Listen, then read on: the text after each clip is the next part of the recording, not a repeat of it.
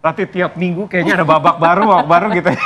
Kayaknya nggak habis-habis Nggak ya, habis-habis. dan juga masih menjadi sorotan publik juga, Sa. Betul, setelah kemarin laporan di Polda Metro Jaya kan sudah naik ke tingkat penyidikan begitu ya. Ini ada langkah lain yang diambil oleh tim lainnya begitu yang berseberangan yang mengatakan bahwa kalau dikatakan ijazah itu domain pribadi, berarti skripsinya domain publik dong. Nah, gimana boleh nggak ditunjukkan ke publik begitu ya? Kita akan bahas sama-sama. Ini sudah hadir bersama kami di studio Bang Adi Azwan, Waketum Jokowi Mania. Assalamualaikum, selamat pagi. Waalaikumsalam warahmatullahi wabarakatuh. Lalu, Semangat pagi. Semangat Pagi. ya. Ini Wah, lalu semangat nih. hadir juga di studio bersama kami Bang Pangi Syarwi Caniago, analis politik. Selamat pagi, Assalamualaikum. Pagi, Waalaikumsalam Bang Reza. Lalu bergabung bersama kami melalui sambungan Zoom ada Andika Dian Prasetya, Koordinator Tipe UGM. Selamat pagi, Assalamualaikum.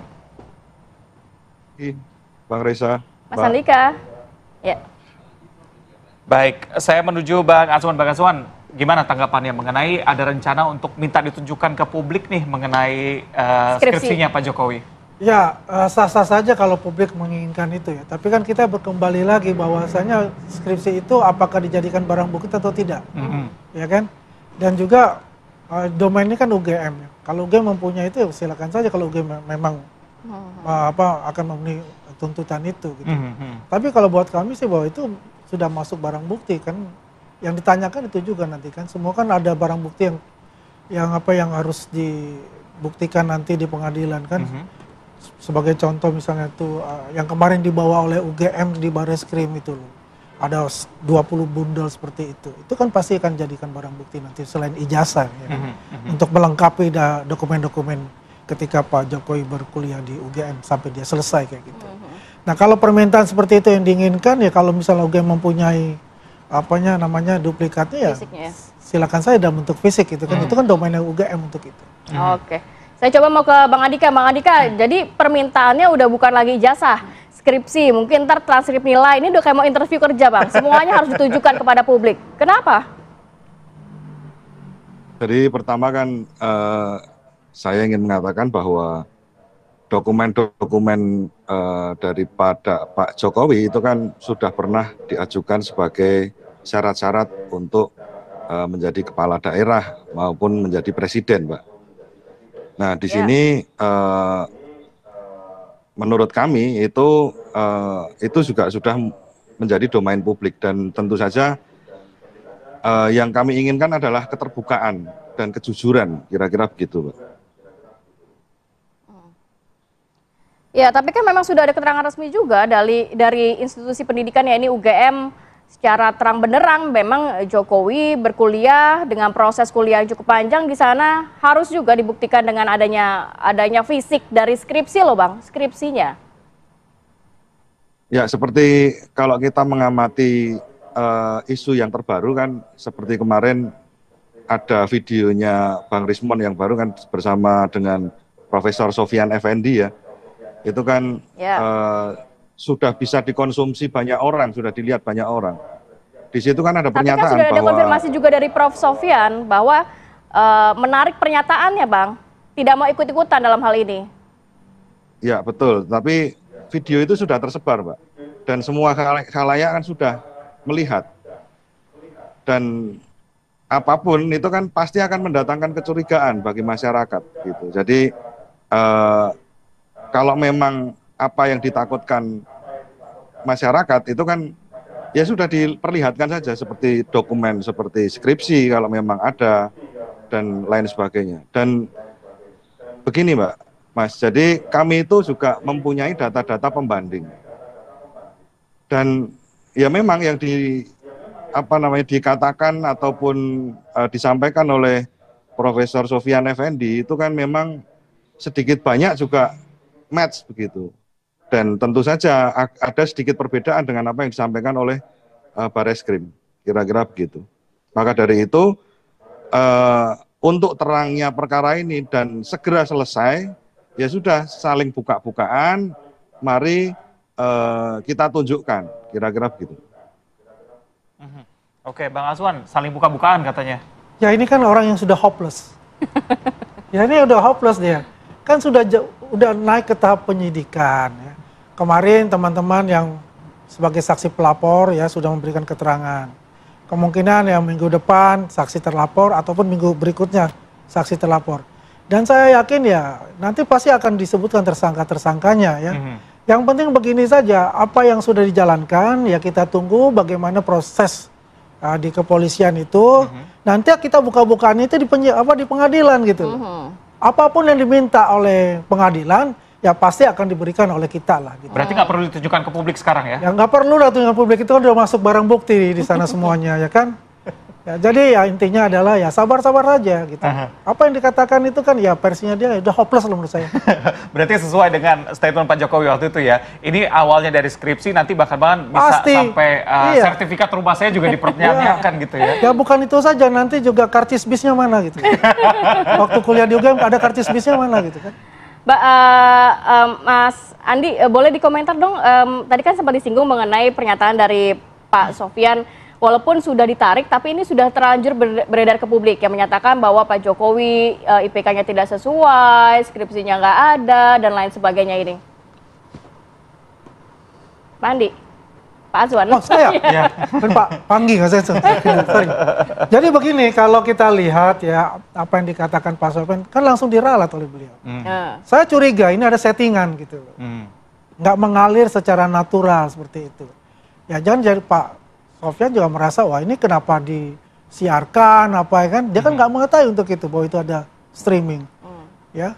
Dan juga kan kalau saya lihat ya seperti ya itu ada settingan ya, ketika dia menjawab dipaksa untuk itu mengarahkan diintervensi seperti itu ya, akhirnya kan beliau sadar gitu kan, wah ini saya dimasukkan di dalam jebakan seperti itu, makanya dia meralat untuk itu gitu.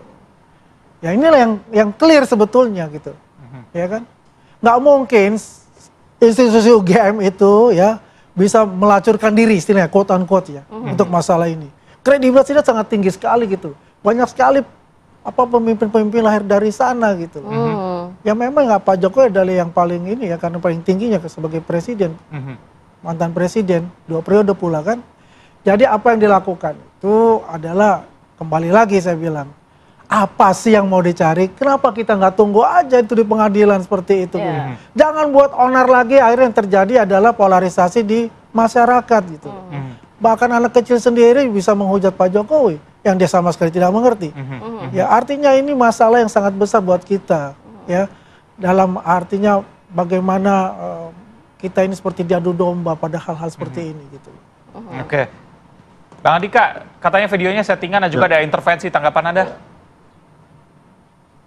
Ya tidak masalah begitu. Jadi masyarakat kan melihat video dari Profesor Sofyan Effendi dan juga yang belum istilahnya belum diketahui bahwa Profesor Sofyan Effendi sebelumnya memang sudah ada janji sejak Senin dengan Bang Rismon seperti yang diceritakan pada saya. Terus kemudian baru bisa melakukan wawancara itu pada hari Rabu. Nah setelah video itu tersebar, ternyata ada hal-hal yang memaksa Profesor Sofyan Effendi untuk membuat surat tersebut. Dan kami sudah konfirmasi ya memang seperti itu. Hal-hal apa boleh disebutkan? Karena saya tidak tahu pastinya, saya tidak bisa menyebutkan. Tetapi yang jelas, dari video tersebut kan bisa dilihat ekspresi dari Profesor Sofyan Effendi, terus bagaimana beliau menjawab dan lain sebagainya. Itu kan sangat natural sekali. Jadi tidak dipaksa, tidak ditekan atau bagaimana. Ini kita konfirmasi sekali lagi, dari kubu Anda memang menduga ada tekanan kepada Prof. Sofyan sehingga yang tadinya menyatakan A menarik pernyataan A tersebut ya? Ya sepertinya seperti itu, karena kan kalau kita lihat di materinya video tersebut, kan beliau juga menjelaskan bahwa ada saudara atau anak atau siapa yang juga masih bekerja di institusi UGM, kira-kira begitu. Bang Azwan, dan itu kan, justru lebih balik ya kalau saya ya kita tuh nggak omong-omong dah katanya lah ya. Saya itu selalu mengatakan selalu dengan data dan fakta. Datanya kan ada surat yang sudah ditandatangani oleh Pak Sofyan Effendi itu. Tapi Anda menjamin bahwa tidak ada tekanan? Nggak ada tekanan, dari mana? Pak Jokowi udah nggak berkuasa kok. Bagaimana ada tekanan gitu loh. Ya menurut saya ya beliau mendapat hidayah lah, wah ini saya salah gitu loh. Ya, makanya dia menuliskan itu, gitu kan. Kalau enggak ini kan berlebar lagi kan. Ya kan melebar lagi nih, bola liar lagi. Tapi tadi katanya ada keluarganya Prof yang juga masih bekerja di... Ya silakan saja, kalau keluarganya beliau itu ya silakan aja bersaksi. Jadikan aja saksi, berikanlah bukti-bukti yang ada gitu. Jadi jangan katanya-katanya lagi gitu lah. Bang Andika, jangan katanya. Jangan kata-katanya.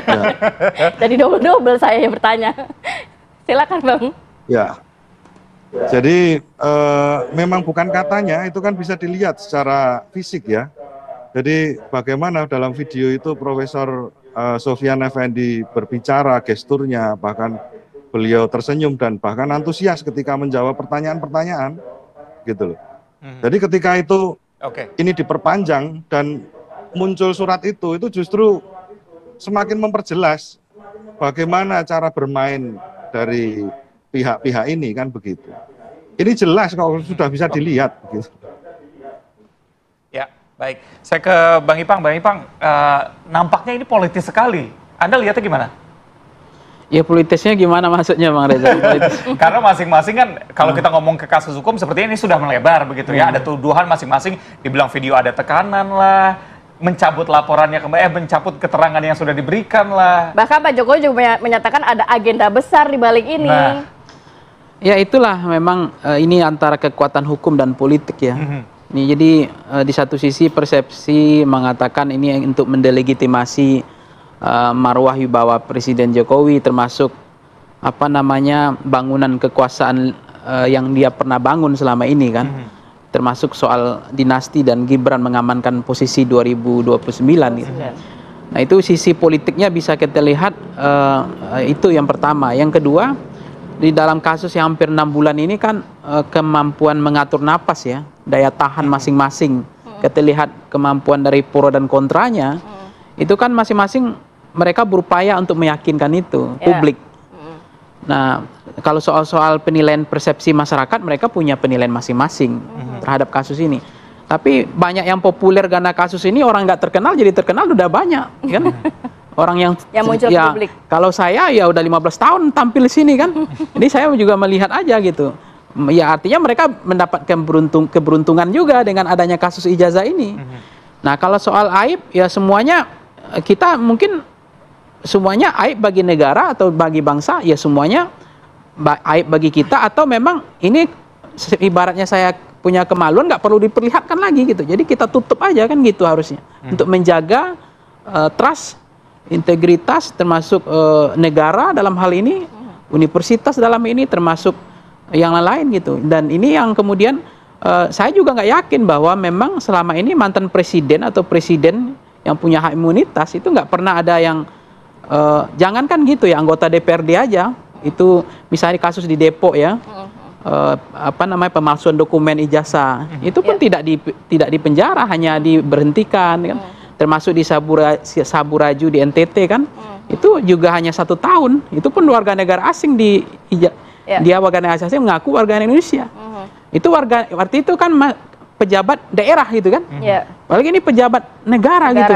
Ya, termasuk kasus-kasus di negara lain kalau kita komparasi misalnya di Presiden Hungaria, itu juga hanya diberhentikan dan dia tidak dipenjara gitu. Jadi hanya mendapatkan apa namanya citranya, apa namanya merosot citranya saja dalam konteks itu, termasuk wali kota Jepang terakhir kan, pemalsuan dokumen ijazah juga kan.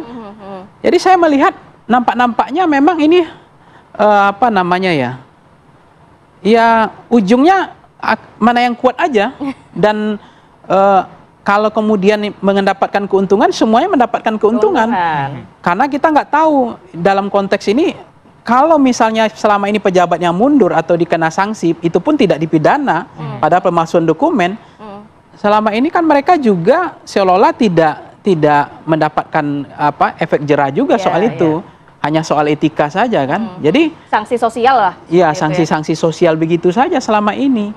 Inilah yang kemudian menjadi challenge, tantangan kita ke depan ya, sepertinya ya ujungnya begini aja, ya ribut bising aja. Mas Ipang, tadi Mas Andika mengatakan bahwa ini sebenarnya mempertanyakan karena ini kan didaftarkan saat menjadi wali kota, gubernur DKI, bahkan presiden 2 periode.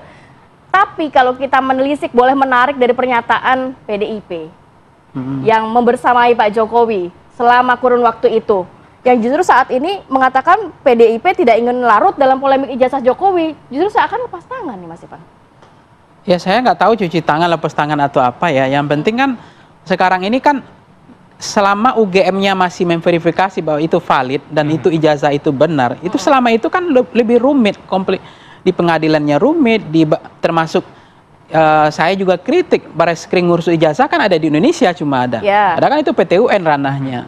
Itu kan juga memalukan sebenarnya ngurus-ngurus ijazah begitu kan. Jadi artinya kita ini EQ Indonesia ini jangan dibawa spanse juga gitu.